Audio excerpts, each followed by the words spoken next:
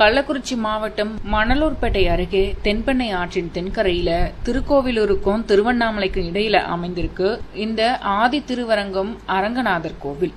இந்த கோவிலில் நவபாஷத்தினால செய்யப்பட்ட மூலவர் அரங்கநாதர் 5 தலை ஆதிசேஷனத்தில் சயன நிலையில் வீற்றிருக்கிறார்.